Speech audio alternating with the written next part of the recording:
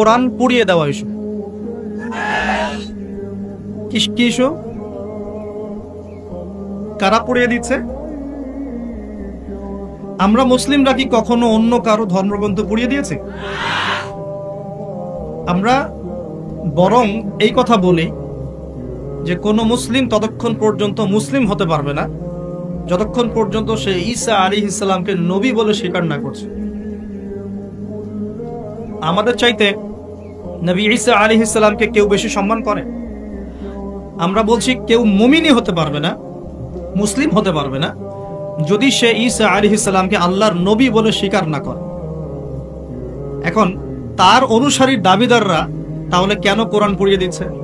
উত্তর, কোরআনুল কারীম তাদের বিকৃত ধর্মচর্চা এবং সারা বিশ্বব্যাপী তাদের জুলুম নির্যাতনের বিরুদ্ধে কথা বলছে বলেই তারা কোরআনের বিরুদ্ধে ক্ষোভ ছাড়ছে। এখন যেমন তাদের মধ্যে জেনাটা হালাল, যে যার সাথে ইচ্ছা জেনা করতে পারে, আর আল্লাহ পাক কোরআনে বলছেন জেনার ধার কাছেও যেও না। তাদের কাছে সুদটা হালাল, সুদটা ওদের কাছে বৈধ এবং সুদ দিয়ে তারা চলে, অন্য রক্ত চুষে খায়। সুদের ফলাফলটা অনেকটা ঢাকা শহরের মতো। কিসের মতো? একটা অংশ দেখবেন দিন দিন রিচ হচ্ছে, দিন দিন রিচ থেকে রিচার হচ্ছে একটা অংশ, আর একটা অংশ দিন দিন প্রভার্টি এবং ডেস্টিটিউশনের মতো যাচ্ছে। প্রত্যেকটা বড় বড় শহরের এই চিত্র। সুদের মধ্য দিয়ে সারা বিশ্বের একটা অংশের মানুষ দিন দিন ধনী হয়েছে।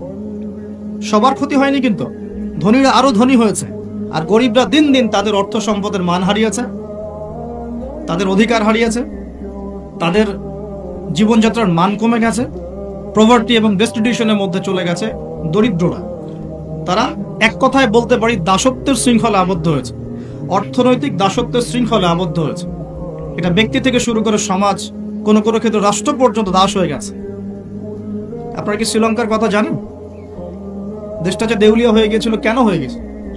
মূল কারণটা কি? দুইটা কারণ বল। কয়টা কারণ? অনেকে তিনটা চারটা কারণ বলেন।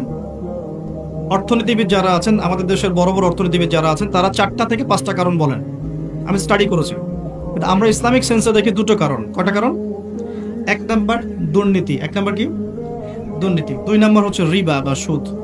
ব্যাস, যথেষ্ট। বাকি যেগুলো অপরিকল্পিত প্রজেক্ট ইত্যাদি ইত্যাদি, এগুলো অত মেজর কারণ নয়, এগুলোকে সামাল দেওয়া যেত। মূল কারণ 2টো, একটা হচ্ছে করাপশন বা দুর্নীতি, একটা হচ্ছে রিবা বা সুদ। ওরা কেন কোরআনকে পুড়িয়ে দেয়?